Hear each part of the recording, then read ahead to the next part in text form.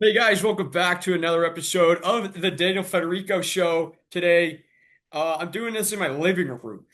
Yeah, I had to switch up the scenery a little bit just for this episode, but we're gonna have my buddy Anson Gross on today, talking about the Canadian Football League as it's winding down. I want to talk, but I want to get his thoughts on the new field changes and yeah, this is the Daniel Federico Show. We're back at it, another episode. We're in a groove now. So here is Anson.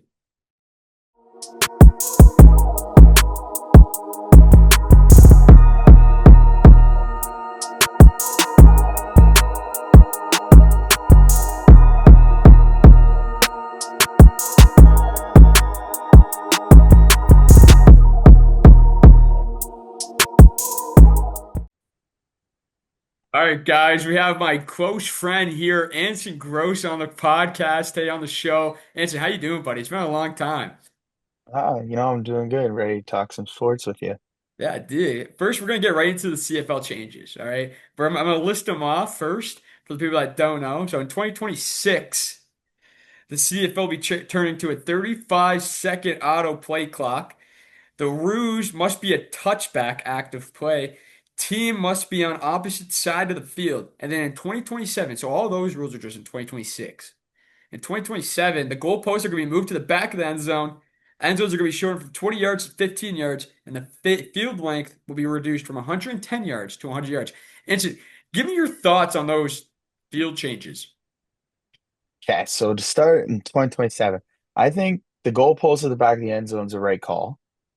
I think that's a good call because if, you know, avid CFL fans remember Cody Fajardo's, famous moment where he hit the upright in the Yeah. playoff. Um, I honestly think that the field length's not going to change. I think they're gonna review it and they're gonna go, this isn't gonna change because that extra 10 yards makes a difference if you want to change the size of the end zones. So personally, I would love to see some changes. I'm excited for, you know, the sidelines. The sidelines is going to be different because, the West has it a little bit, but not as Yeah. much as the East does. So that's going to be interesting. But yeah, I mean, honestly, you just got to look at it and be like, they want to make the change. They want to make it more exciting for the fans. Um, Obviously, you have comments from, Nathan Rourke, who says that the game's changing and he's not a big fan of it. And that's why he came back home to play He also Canadian came back football. home because he couldn't make it in the NFL. Uh, I mean, yes, you're not wrong. But there's also that Canadian tag on his back, Yeah. Yeah. right? Being a Canadian trying to go down there is not very ideal, Yeah, especially it's at not the easy. quarterback position, Yeah. right? But yeah, no, I'm excited for the changes. It's something that, I think the game needs it because it's a league where people have to show up for it to be something, right? It's a fan driven league. So this is what the fans will get to experience. It'll make it more interesting, more scoring, and that's what makes the difference from CFL to the NFL.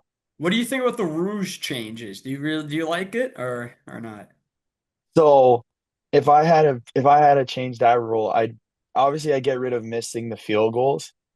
That one obviously makes no sense, but when a kicker or punter is able to put it through the end zone, like if he's on his own like 30 and he bombs that sucker through the end zone, that's got to be rewarded. But, Yeah, I think yeah, I think they should have kept that.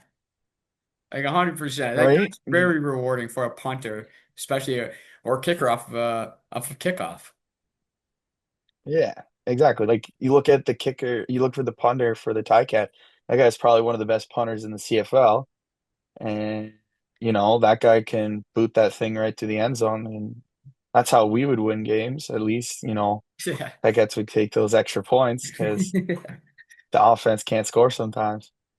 Yeah, but I think overall the change is good. I think the change is going to welcome a lot of new fans. I think especially our generation. I think it's going to because those guys, like say like my generation, they rather watch the NFL. But if you have a team in your hometown that can play or the fields look like that, they're going to give it a shot if the fields look like it. And I do like the goalpost in the back of the end zone. I'm a big advocate for that one. I never really liked the goalpost in the front of the end zone. I was never a fan of that even since I was a kid. Um, but yeah, having it back to the end zone is gonna be great. I think the play clock that they're going to 35 seconds now. It's gonna smooth up the game now a little bit. It's gonna be not a lot of pauses anymore. It's gonna smooth it up a little bit. It's gonna be a little quicker. And that's what we needed. I think that's what the Canadian football game needed. The one thing that I just don't know is how are the levels gonna do it? Are they gonna stay the same or wait and see process, or are they gonna change with the CFL? What do you think? Well, I think universities should adapt to it because these guys want to play CFL ball if they go to Canadian university. So going to the CFL rules at, the OUA level or, out west or out east, whatever it may be, them going to that really shows them like, hey, this is the next step to make it to the CFL. You got to start here. It's like the NCAA, like in NFL, they have the 1 foot to 2 foot. I think the NFL should have 1 foot just like the CFL, Yeah. right? Because you guys are growing the game and you have people making that transition. Like they have the different ball sizes and they have the different, play styles and the recruiting's all different. But at the same time, like you gotta look at it as kids want to play the game they love, and you have to teach them the right way to play the game. Because if you don't, then they get to that pro level and it's a harder adjustment and it's not the same and it's harder to make the teams. Yeah, 1000%. I think the university level will have to adapt because a lot of them do share the same stadiums. And so that's gonna have to be an adapt. They're gonna have to adapt no matter what, even if they like it or if they don't like it. Um, to do it right away, I think it's gonna be like they're gonna do a wait and see for a year or something like that, and then maybe get the money, the funding, and fix their fields for the other leagues too, or the other teams in their leagues and their respective leagues to adapt. Um, but overall, I think that's exactly what they have to do if you want an easier development, smoother development to go into the pros. Because once they get there, they're like, "Yo, this field's what are we playing on right now?" If they go from high school to college and the college hasn't even adapted yet, and they go to the pros and they're like, "Okay, it's gonna be a little weird. The game's gonna be quicker, a lot more quicker, and just the field change is gonna be a lot different." But yeah, I think they all have to adapt. But besides that, with the rules and that, let's talk about the Canadian Football League. It's winding down. The season is winding down. We're in week what, 19? We're in week 19 of the season. First, I want to get your thoughts on because you're a Hamilton Tiger Cats fan. They're having one of the best seasons that they've had in a long time. What do you think about their season success? I mean, best way to put it is they're the team that took out the Toronto Argos. Yeah. That's the thing. They won the series against the Argos on the season, and they're the team to eliminate the past Grey Cup champions. So, obviously the Argos are hurting at quarterback, but I'm telling you, ever since Bo Levi got benched last year, that guy has been the MOP of the CFL. It lit a fire Nobody underneath can touch them. him. Yeah. Nobody can touch him. He's got the best receiver in the CFL and Kenny Lawler. Greg Bell is having an unquestionable bounce back year. The defense is unreal. Best secondary in the CFL. Uh, I just wish, there were some games they would have won instead of lost because, would have proved the doubters wrong that Yeah. they are the team to win it. But it's okay. There's the playoffs where they're going to show up when they have the home field advantage, and the Ticats crowd shows up when it's playoff time. The Hamilton Tiger Cats fans, one of the best in the CFL, if not the best. I've seen it firsthand when Anth played there. They are probably the best teams, best fans. I mean, in the CFL, they're rowdy. That Labor Day Classic will never be beat. It's why the Argos Tiger Cats rivalry will never be beat, and especially on Labor Day, will never be beat. Let's go to the Montreal Alouettes. What do you think about their season so far? They're sitting second place in the East. And that East is weak. What do you think of Montreal? They're scary. They're right there. If they had Davis Alexander the whole year, then I'd be saying they'd be as good as the Ticats. But man, they're right behind them. They have the defense. They have some very good veterans like Darnell Sankey. They have Sean Lemon who came back. They have Dylan Wynn. Their secondary's got Dequoy. They have the running back game, Feast. The rookie, he's having a good year, as well as, Austin Mack coming back from the NFL is huge for them. Philpott, they have one of the two Philpotts. Yeah. Those guys are unreal. They just have the it factor, just like the Ticats do. It's just a matter of, if they can stay healthy at the QB position.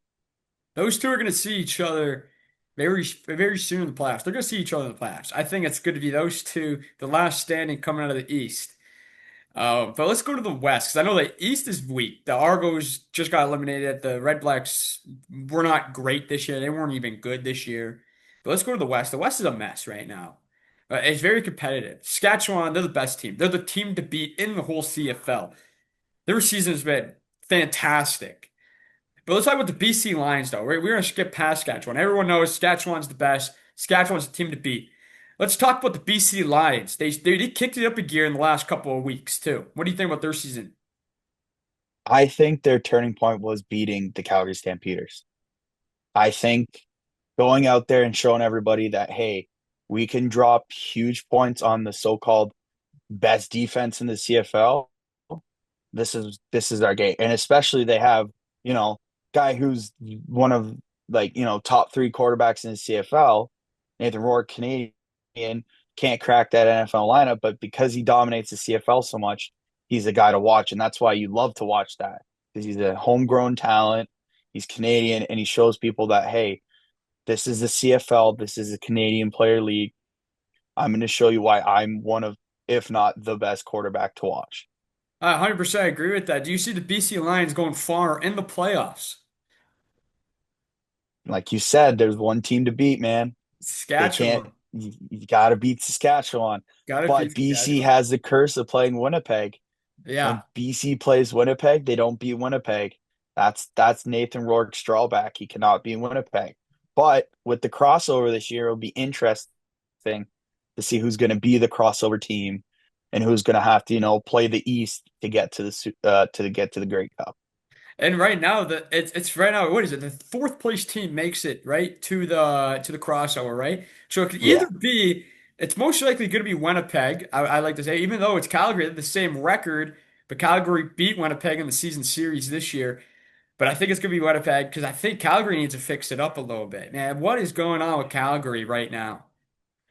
Well, like I mentioned, they had the top defense in the CFL. They were giving up less than 14 points a game. Unbelievable defense. They brought in a veteran like Kyle Wilson, linebacker. They signed Adam Big Hill out of, he was sitting on his couch and they brought him in. They got Lorenzo Maldine from the Ottawa Red Blacks in a Great recent trade, trade. by the way. Fantastic trade. You don't see those kind of trades mid-season in the CFL, and it's huge. Um, Damon Webb on their defensive core as well. And, you just got to look at it and go, why did this defense fall apart? And you go and you look at the offense. The offense isn't staying out there long enough for this defense to play to their best capability. And do you think they eventually go to PJ Walker? I don't know.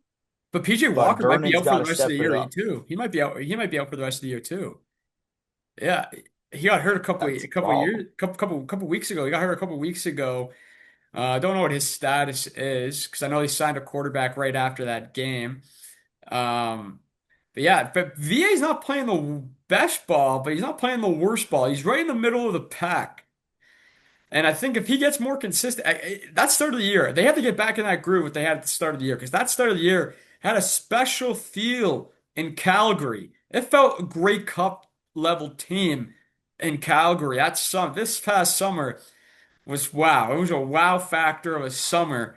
But they got to get back to playing that. They have to target Philpott a lot more. They got the running game going again. And that's what they're missing. The last 4 to 5 weeks or so, maybe less, they have not been getting the running attack going. The defense, they're getting tired out there. Yes, the injury bug has hit Calgary, but it's a next man up mentality. Just like in any team in any league. next man up mentality. And that's what they were doing so well at the start of the year. Now drawing down to the end of the year, losing these crucial games, they're sitting third in the division now when they could have been comfortably fighting for the first spot in the West just not long ago. I would say not till 5 weeks ago, 4 weeks ago, they could have been fighting for first place in that West. But dropping a lot of games. I think they're on a what, 3-game losing streak or maybe four now. They got to pick it up. And with Winnipeg, because they're starting to pick it up too now. That's dangerous. We can't. I don't know if we can mathematically count out Edmonton, but they're picking it up too. This has been the most competitive West division that we've seen in so long, in years. It used to just be the two top dogs, maybe with sometimes three, with Saskatchewan, Winnipeg, and BC. This year it's four dogs. It's a four big dog fight for that West. Saskatchewan already being the first team to clinch in the West, and then BC clinching last weekend. But what do you see from Winnipeg just waking up? Ah, you know what? If I take a look at it, I take a look at it as Zach Collares. If you would have told me 3 weeks ago that guy's injury that he should have retired, I would have been like, yeah, 100%. Right? 3 weeks ago, that guy gets his what, fourth, fifth concussion, whatever it may be. You know, that guy, the guy bounced back again like he always does. And he showed to the league why, he showed league and he showed the fans, hey man, I can't retire. I'm that good of a football player. Like I'm trying to win as many Grey Cups as I can and go down as Winnipeg's, if not the greatest quarterback they ever played in the blue and gold. Yeah, 100%. And I And think I think he's getting there. I think if not there already. Because, but I do think though, like, let's do a prediction. Let's do a prediction. What do you see the first round of the playoffs looking like? Let's say Winnipeg's a crossover team. What do you think the playoff matchups are going to be? Because it's probably going to be Montreal versus whatever crossover team, right? Most likely right yeah, now. And then it's going to be what? BC, Calgary, and then with the buys going to Saskatchewan and Hamilton. Who do you see are coming out to that? Who do you think is going to come on top in that BC Calgary game and that Montreal and Winnipeg game? I got BC over Calgary as of lately. If it started today, I give myself BC over Calgary. Winnipeg, you know what, would put up a fight against Montreal. That one would be a toss up, but I think Winnipeg could beat Montreal the first game, but they wouldn't beat Hamilton because that crossover eventually, is time consuming, going from Winnipeg to Montreal and Winnipeg to Hamilton. It's a long crossover. And then I'd say BC versus Saskatchewan, probably Saskatchewan. That front line and they're in the trenches for their D line is unbelievable. Like Malik Carney, Shane Ray, Micah Johnson. They have Roland Milligan in this linebacker slash DB position. Like it is unreal. Then you got Hamilton and Winnipeg. Hamilton ain't gonna lose to Winnipeg again. Hamilton cannot lose to Winnipeg again because nobody wants to see a West versus West Grey Cup. Yeah, no Because one that wants to see that. means Yeah. that means the Hamilton Ticats choked again, and nobody wants to see that. Yeah, no one wants to see that. The city of Hamilton doesn't want to see that. Ontario doesn't want to see that again. So your Grey Cup matchup is going to be Saskatchewan and Hamilton. Who do you got winning that Grey Cup? Predictable matchup. Okay, as a Ticat fan, you want to see the Ticats win, right? Yeah. You want them to break the curse since '99, win the Grey Cup. But if I had a pick on paper, you got to go with Saskatchewan, Yeah, I think that's a right? good choice. Yeah, they're the best team right now. They've played the longest stretch of consistent football. So you just got to continue going, whoever's been the most consistent this year. And it's been Saskatchewan Roughriders. But that would be a great Grey Cup matchup. A lot of people would watch that. But let's go into week 19 right here. A lot of couple crucial matchups here.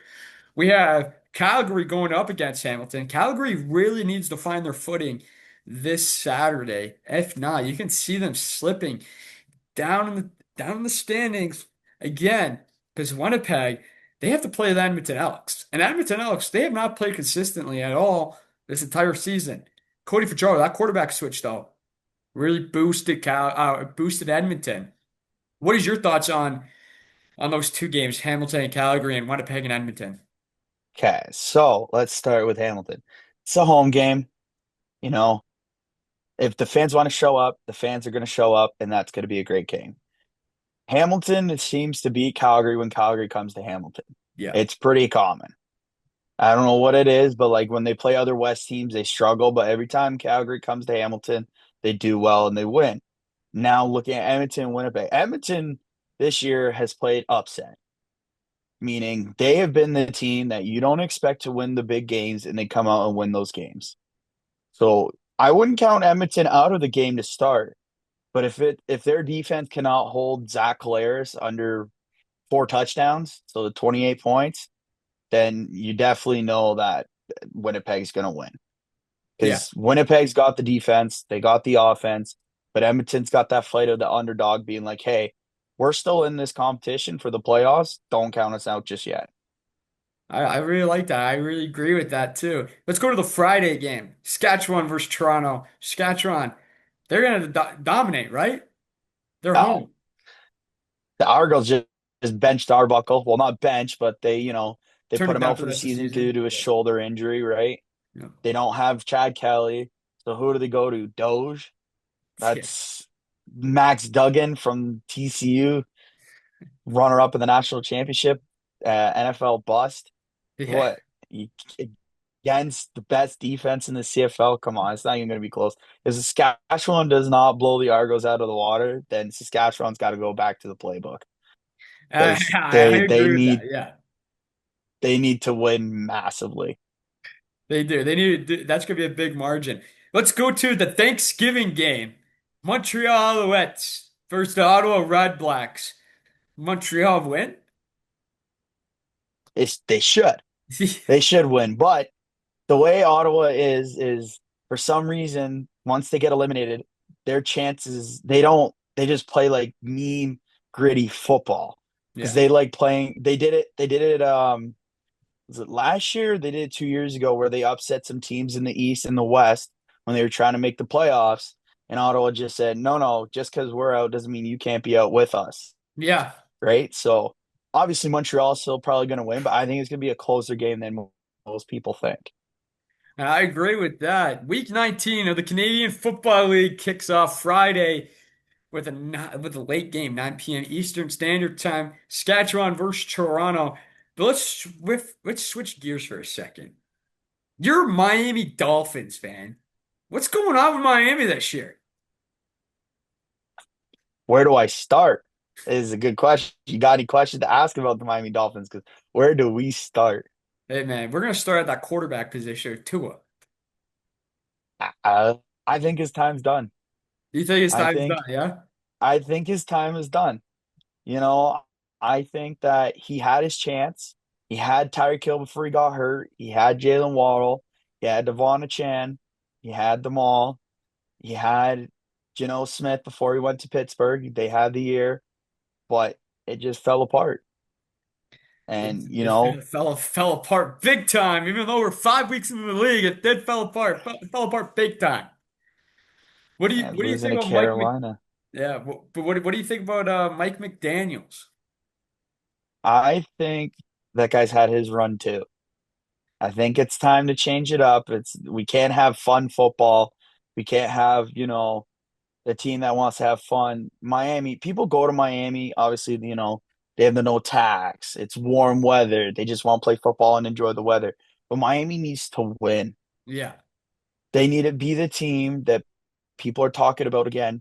Like, hey, they're Super Bowl contenders. We need to see that again because they have not been a Super Bowl contending team in, I don't know, decades, right? They haven't been that team. And you look at the dynasty of the Kansas City Chiefs, even to win one of those Super Bowls as any team, doesn't matter who your favorite team is, and just to have a team like they had, that shows you something like, hey, like fans are going to be interested and fans are going to want to watch football the year after year after year because you win one Super Bowl.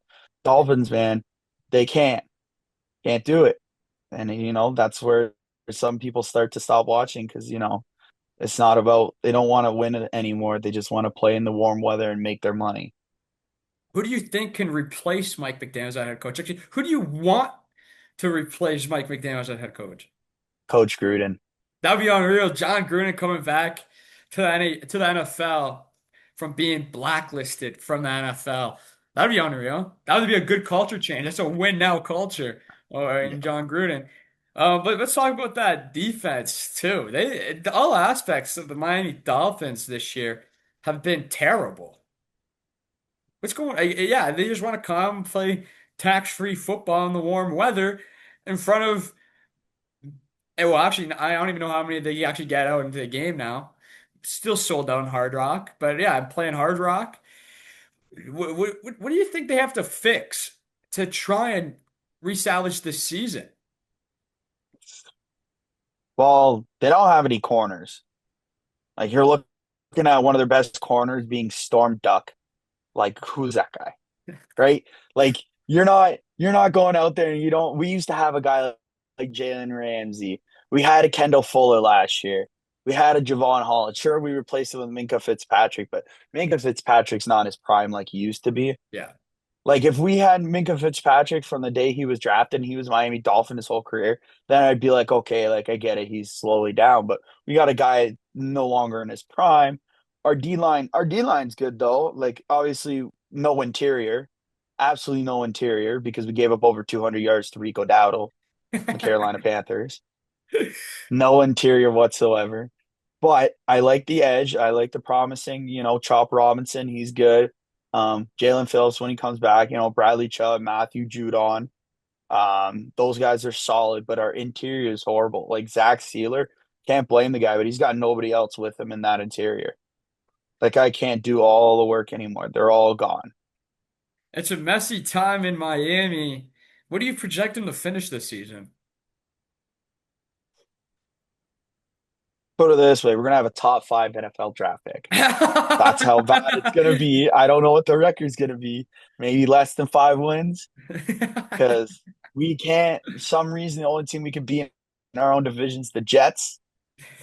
We lost to the Patriots. We always lose to the Bills, never beat the Bills. Mhm. And, you know, if we can't even beat if we can't even beat the Bills like at least once a year with the guy they so-called the savior of the Miami Dolphins, Tua, then there's a huge problem because you got to beat the Bills at least at home. You can't, Yeah, you can lose them at Buffalo because usually that game's in the wintertime and all those Miami players hate the winter because they get adjusted to the warm heat. But yeah, like we're getting a top five draft pick, whether it's going to be defensive help, offensive help, but we're getting a top five draft pick and, we're in rebuild mode and maybe we see Quinn Ewers or Zach Wilson at the end of the year starting at QB. that would be a sight to see Quinn Ewers at the helm of the Miami Dolphins. Tua has been terrible. But what's your prediction for the Super Bowl this year? You know, I like seeing a different team in the Super Bowl. I don't like seeing the same teams. Honestly, if I had to go, I'd say AFC it would be the Patriots. All right, the AFC would be the Patriots. Patriots because of Drake May, the way that team and Mike Vrabel, they have it going. And the NFC, I got the Buccaneers. Yeah, I like Baker and I the like the boys. I like Baker Mayfield and what he's doing. He's not having they don't call it an MVP season, but it's one of those underdog quiet seasons where he Yeah, puts up unreal stats. yeah. Nobody talks about him. He plays in warm Florida, but I think it would be New England and Tampa Bay because those are the two hottest teams in football right now. And why not ride the hot wave of those two teams?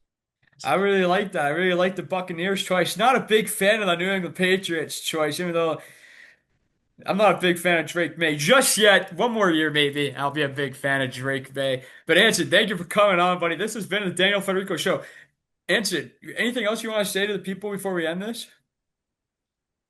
Just keep watching the CFL, man. That's I why the like that. sport grows. If you guys keep watching it, we keep enjoying it, you get more content from us. I appreciate that a lot. Anson, thank you for coming on, buddy. I appreciate it. This has been Thank the you very Daniel much. Federico Show.